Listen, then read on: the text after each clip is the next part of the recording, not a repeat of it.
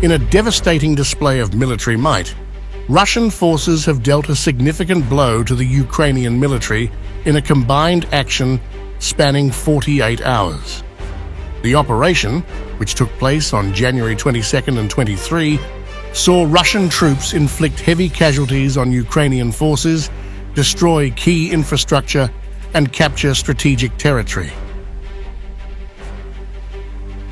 According to reports from the Russian Defense Ministry, the operation involved coordinated strikes by multiple Russian military groups, including the Sever, Zapad, Yug, Center, Vostok, and DNEPR groups of forces. These strikes targeted Ukrainian military formations, infrastructure, and supply lines across various regions, including Kharkov, Donetsk, and Lugansk. The scale of the destruction is staggering. Ukrainian forces suffered heavy casualties, with reports suggesting that over 3,375 troops were killed or wounded in the 48-hour period. These staggering numbers of casualties come at a time when President Volodymyr Zelenskyy has claimed a contingent of at least 200,000 international soldiers would be needed to guarantee Ukraine's security in any ceasefire with Russia. It's not about somebody who is just staying and something like some forces. No, I'm not supportive of this idea. I'm supporting the idea of contingents like a part of security guarantees, because if they have 1.5 million army, and if we will have less 2 times, it meant that we need contingents with a very strong number of soldiers. 200,000. From all the Europeans, 200,000, it's a minimum. It's a minimum. Otherwise, it's nothing. Otherwise, it's something, like somebody, like we had OSCE, and nobody knew where they can help you. Just they had offices, and that's all.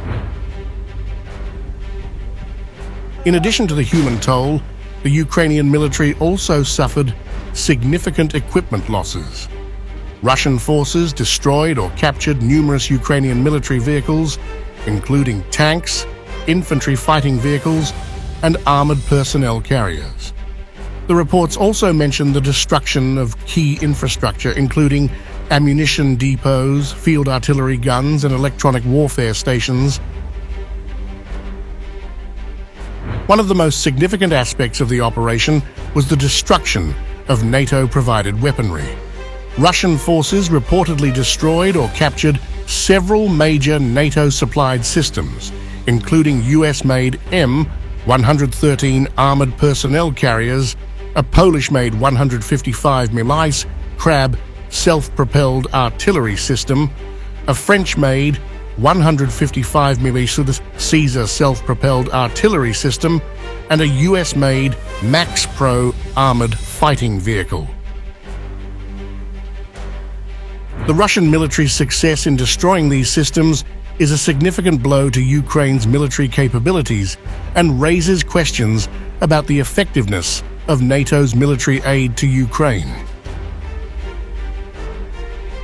Meanwhile, NATO Secretary-General Mark Rutte warned that a Russian victory over Ukraine would undermine the alliance's credibility and come with $1 trillion price tag to restore.